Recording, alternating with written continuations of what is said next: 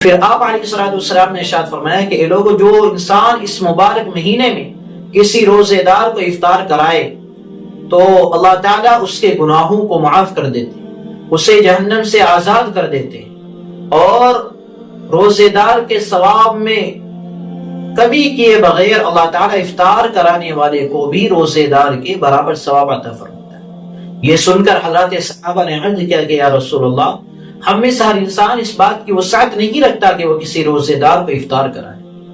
چنانچہ اللہ کے نبی صلی اللہ علیہ وسلم نے اس کا بڑا ہی پیارا جواب دیا کہ حضرات صحابہ کی مایوسی یہ خوشنودی کے اندر بدل گئی۔ آپ علیہ الصلوۃ والسلام نے فرمایا کہ اللہ تعالیٰ یہ انعام ہر اس انسان کو عطا کر دیتے ہیں کہ جو کسی روزے دار کو ایک گھونٹ دودھ،